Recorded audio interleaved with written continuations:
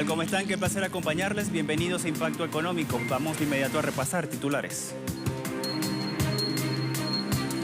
Cuba va a iniciar los ensayos clínicos para una vacuna contra la COVID-19, al tiempo que negocia con Rusia la producción de la Sputnik 5. En nuestro segmento En Contexto vamos a revisar el tema de Colombia. Allí continúa la violencia estructural, mientras que el gobierno de Iván Duque junto a la administración Trump avanzan en una iniciativa sobre un nuevo plan de Colombia.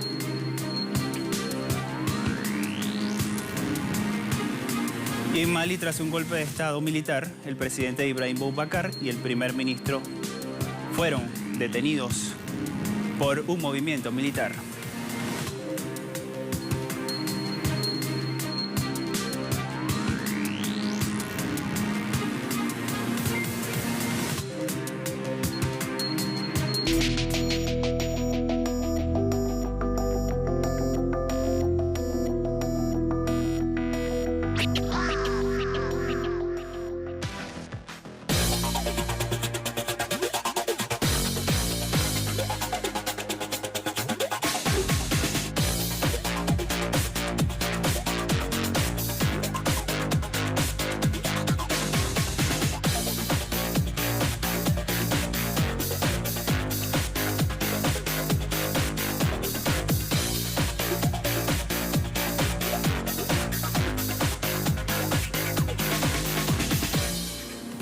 Comenzamos con esta información diciéndoles que Cuba denunció una vez más el bloqueo criminal, comercial y financiero impuesto por los Estados Unidos sobre la isla en medio de la crisis sanitaria por la COVID-19.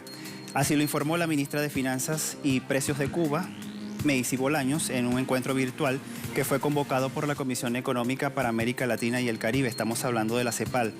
Bolaños dijo que la hostilidad priva al pueblo de la isla caribeña de insumos y equipamientos que son necesarios para el control de esta enfermedad.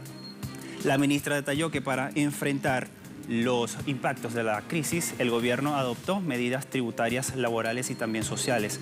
Entre ellas puntualizó el pago de las garantías salariales a los trabajadores que debieron acogerse a la interrupción laboral mientras respaldan los costos del teletrabajo. La funcionaria agregó que se realizó un ajuste de ahorro de los gastos en su ejecución para reasignar los recursos a las prioridades del sector de la salud, además de otras 36 medidas que fueron aprobadas por el Ministerio de Trabajo. Bolaños resaltó el compromiso de este país con un sistema de salud consolidado y un plan solidario de ayuda a 39 países. También anunció el primer candidato vacunal contra la COVID-19 que se llama Soberana 1. México recortó su producción de crudo en más de 100.000 barriles diarios en el mes de mayo y esto se debe al acuerdo establecido con la OPEP+, así lo informó el Fondo Mexicano de Petróleo. La medida fue pactada en abril por la agrupación de los países de la OPEP con el fin de detener la caída del petróleo o de la caída en el precio del crudo del mercado global. Así, el fondo del país señaló que el recorte tuvo un impacto positivo en el valor internacional del petróleo. En particular, la exportación del país aumentó 102% entre abril y mayo, con un valor aproximado de $40 por barril. También los países como Arabia Saudita y los Emiratos Árabes Unidos tuvieron un nivel de cumplimiento similar. Por otra parte, el titular de la Secretaría de Energía del país decidió que México ya cumplió y no va a participar con más recortes, y esto se debe a que la intención de Petróleos Mexicanos Pemex es aumentar la producción en los próximos meses. En Perú, la economía se contrajo 30.2% entre abril y junio de este mismo año, y esto se debe a la crisis por la pandemia del coronavirus. Según un reporte del Instituto Nacional de Estadísticas e Informática, estamos hablando del INEI, en el primer trimestre del año la producción de cobre se desplomó 3.5% frente al igual periodo del año pasado. Los economistas están advirtiendo una recesión técnica con la suma de los periodos consecutivos de la caída debido a los efectos del confinamiento para frenar la propagación del virus. Igualmente, el INEI detalló que el retroceso de esta actividad productiva local se debe a la baja de la demanda interna en un 27.7% y la caída en las exportaciones que van hasta un 40.3%. Este reporte indicó que por las restricciones temporales de las operaciones del mercado, con excepciones en los sectores de la salud y la alimentación, se perdieron unos 6.7 millones de empleos entre abril y junio de este mismo año. Perú posee hasta esta fecha más de 550.000 contagios y más de 26.000 decesos por la pandemia del coronavirus. El gobierno de Argentina modificó el presupuesto nacional de este año para atender a mayores inversiones vinculadas con el sector de la salud. Según el boletín oficial de esta decisión administrativa, el presupuesto se modificó en más de 3.500 millones de pesos. Desde el monto total, 2.357 millones de pesos se reasignaron al Ministerio de Salud y otros 748 millones al Servicio Nacional de Sanidad y Calidad Agroalimentaria. Estamos hablando del SANASA. Asimismo, del ajuste al sector sanitario se asignaron 1.277 millones de pesos a la Superintendencia de Servicios de Salud para su programa de asistencia financiera a las obras sociales. También el presupuesto destinó 560 millones de pesos para los medicamentos del programa Cobertura Universal de Salud y otros 520 millones de pesos para el plan de atención a la madre y al niño. En ese sentido, el boletín detalló que el aumento presupuestal se financió con la incorporación de transferencias internas de donaciones de diferentes gremios, empresas y gestores culturales. En Brasil, el gobierno del presidente Jair Bolsonaro promueve el turismo en medio de la COVID-19. Los detalles los tiene nuestra casa televisiva www.telesurtv.net. Allí en pantalla, en el interior de esta noticia, dice que el gobierno de Brasil continúa promoviendo políticas para reactivar el sector del turismo en medio del aumento de los contagios de la pandemia del coronavirus. El emblemático monumento del Cristo Redentor en Río de Janeiro, así como el Cerro de Pan de Azúcar, el Acuario Marino y Rueda Gigante, reabrieron sus instalaciones pese a la crisis sanitaria en este país sudamericano. La Confederación Nacional de Comercio de Bienes, Servicios y Turismo indicó que en los últimos 5 meses, desde que se dio el brote del coronavirus, el sector del turismo en Brasil tuvo cerca de 30 millones de dólares como pérdida, llegando a un nivel de operación de actividad del 14%. El ministro de Medio Ambiente, Ricardo Salles, manifestó que a estas atracciones turísticas se le concedió el permiso para reanudar sus labores desde el pasado mes de julio en el marco de la nueva normalidad, entre comillas, en aras de paliar el impacto económico tras la COVID-19.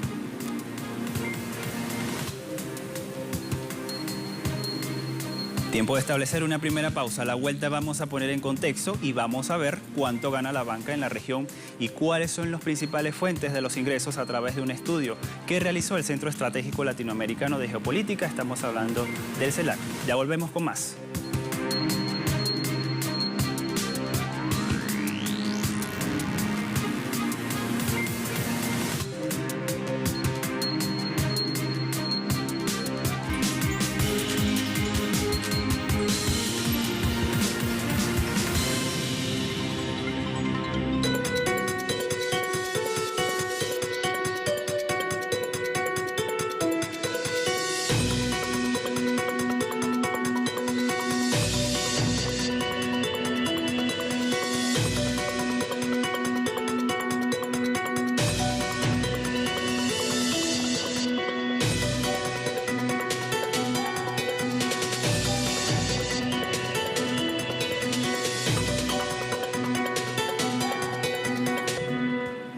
Los investigadores del Centro Estratégico Latinoamericano de Geopolítica, el CELAC, han presentado un trabajo sobre la anatomía del sistema bancario de América Latina. Todo esto con el propósito de evitar que siga siendo un actor invisible.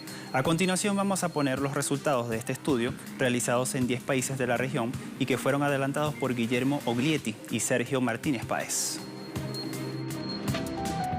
De acuerdo al Centro Estratégico Latinoamericano de Geopolítica, la región no es ajena al proceso de financiarización que atraviesa la economía global desde principios de la década de los 70. Según el estudio del CELAC, la globalización, desregulación y difusión de los paraísos fiscales anabolizaron la rentabilidad del sector financiero y profundizaron su rol de salvoconducto y guarida de las riquezas globales. La información de agencias de supervisión bancaria sobre los estados financieros y de resultados en Uruguay, Perú, Bolivia, Ecuador, Paraguay, Colombia, Argentina, Brasil, Chile y México revelaron que América Latina tiene el sector financiero más rentable del mundo después de África. Al usarse el indicador del retorno sobre el activo, desde 2005 la rentabilidad de la banca en Latinoamérica duplica o triplica las rentabilidades de Estados Unidos, Canadá y Europa. El porcentaje de ese rendimiento en el trienio 2015-2018 fue del 2,1%, mientras que en 2019 el valor creció hasta el 2,6%. Asimismo, los investigadores del CELAC califican las ganancias del sector en el subcontinente como extraordinarias. También afirman que la banca se desmarcó por completo de la evolución de las economías nacionales, casi todas a la baja, por lo cual no puede ser ya considerada un instrumento de la economía real. El estudio del CELAC también muestra cuáles son los países de América Latina que ofrecen la mayor y menor rentabilidad económica para la banca, una realidad que beneficia a los dueños de las agencias bancarias, quienes reciben grandes ganancias. Veamos los detalles a continuación. El Centro Estratégico Latinoamericano de Geopolítica, en su estudio, señala que Chile tuvo en 2019 la rentabilidad económica ROA más baja de América Latina, con un 1,2%, pero aún así triplica los registros europeos. Mientras que Argentina mostró el año pasado el mayor registro con 5,9%, un nivel 2 veces mayor al de España, que a su vez es uno de los más altos de la Unión Monetaria Europea. Esta realidad beneficia a los propietarios de las agencias bancarias que hacen vida en Latinoamérica, quienes ven incrementar sus ingresos. En ese contexto, el CELAC refiere que el indicador de rentabilidad sobre el patrimonio neto, ROE, es decir, el que indica las ganancias de los dueños de los bancos en los países de Latinoamérica, alcanzó 23,3% durante 2019. Los investigadores del CELAC precisan que este registro de rentabilidad es exuberante, lo que le permite a un accionista recuperar casi la totalidad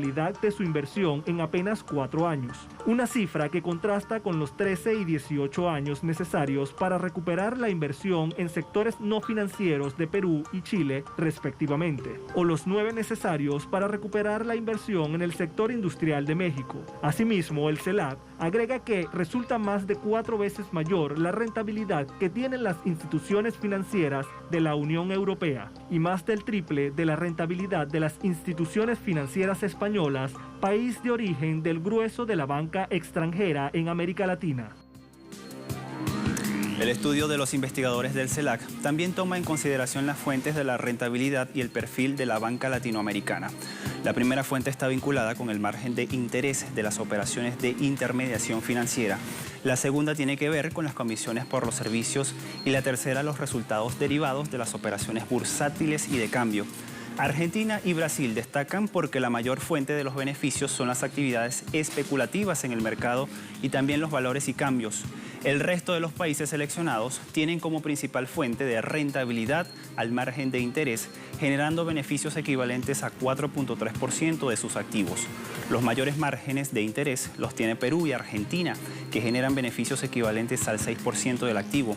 Por el lado de los gastos en el sistema bancario, Ecuador, Argentina y Brasil se encuentran por encima de la media regional.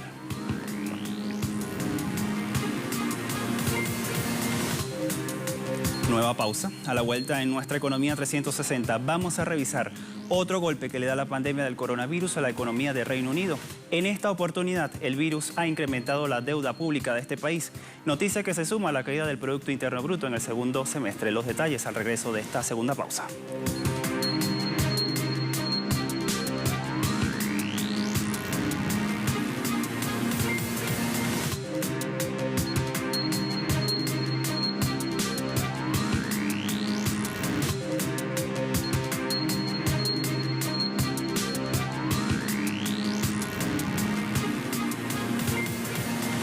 Les contamos que la deuda pública del Reino Unido superó por primera vez los 2 billones de libras esterlinas, unos 2,62 billones de dólares, debido al coste de las medidas de ayuda a la economía frente a la pandemia del coronavirus. Así lo informó la Oficina Nacional de Estadísticas de este país. Este ente estadístico señaló que la pandemia ha tenido un impacto sin precedentes en el endeudamiento, que alcanzó el 100,5% del Producto Interno Bruto del país. En ese contexto, precisó que 197.340 millones de dólares fueron tomados prestados en los primeros 4 meses del año financiero actual, refiriéndose entre los meses de abril y junio. El organismo precisó que el financiamiento extra requerido para apoyar los esquemas de alivio del coronavirus del gobierno combinado con los ingresos reducidos y una caída en el Producto Interno Bruto han impulsado la deuda neta pública a nivel más elevado en las décadas en relación con el Producto Interno Bruto. Tan solo la semana pasada la propia ONS, por sus siglas en inglés, anunció que la economía del Reino Unido entró en recesión tras reportar una caída récord del Producto Interno Bruto de 20.4% en el segundo trimestre del año. El negociador europeo para el Brexit, Michel Barnier, dijo que el Reino Unido tiene que aceptar un campo de juego nivelado y derechos de pesca para los pescadores de la Unión Europea si quiere un acuerdo comercial con el bloque europeo. Asimismo, Barnier ha lamentado la falta de los avances concretos en la negociación post-Brexit con Londres, asegurando que en momentos esta parecía retroceder en lugar de avanzar.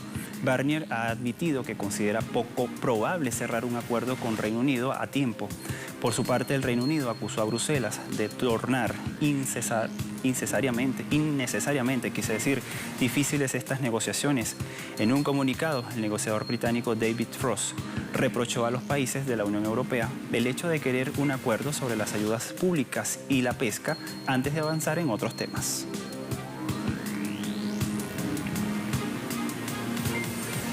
Datos del Banco Popular de China revelan que el sistema de pagos del país registró un aumento en el segundo trimestre del año. La entidad financiera señala que entre abril y junio el sistema de pagos procesó un total de más de 171.000 millones de transacciones con un monto de casi 2.064 billones de yuanes, que fue casi 92 veces el Producto Interno Bruto durante el mismo periodo. Mientras tanto, el pago electrónico siguió funcionando de manera impresionante, con 674 billones de yuanes. En particular, 30.140 millones de transacciones fueron completadas por los dispositivos móviles. Asimismo, el Banco Central chino informó que al final del segundo trimestre se abrieron más de 11.8 mil millones de cuentas bancarias en todo el país.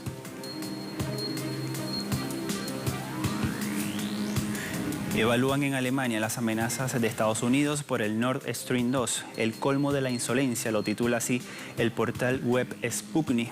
Dice en el interior de esta noticia, allí en pantalla, el alcalde de la ciudad de Alemania de Sassnitz, Frank Krach, calificó las amenazas de los Estados Unidos por el gasoducto Nord Stream 2 como el colmo de la insolencia. El funcionario está seguro de que Alemania debe mostrar al mundo que no se le puede intimidar. Según Krach, la primera insolencia son las sanciones contra las empresas cuyos buques están colocando las tuberías de gas, mientras que la segunda insolencia es la amenaza de sanciones por parte de 3 senadores contra empresas relacionadas de alguna manera con el Nord Stream 2, así como contra ciertos empleados de estas empresas.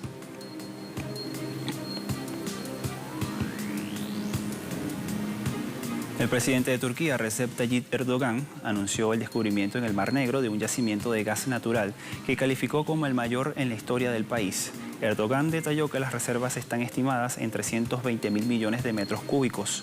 Asimismo, agregó que según los indicios, el recurso encontrado puede formar parte de una reserva mucho mayor, por lo que próximamente podría haber nuevas noticias. El mandatario turco también indicó que se planea comenzar a explotar el gas para el año 2023 con el objetivo de ponerlo al servicio de la nación.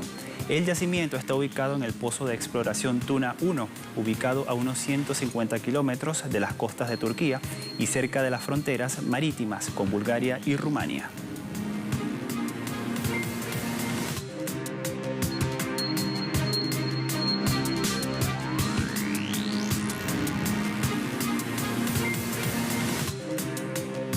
Pasamos de inmediato a revisar los indicadores petroleros al cierre de la jornada de este viernes. Vemos en pantalla la relación de intermedio de Texas. WTI marca $42.23 el barril, ha perdido 0.59 centavos de dólar. Sumamos Brent de referencia en Europa, se ubica en $44.27 el barril, ha perdido 0.62 centavos de dólar. Y por último tenemos la cesta OPEP, con $45.19 y tiene una baja de 0.3 centavos de dólar.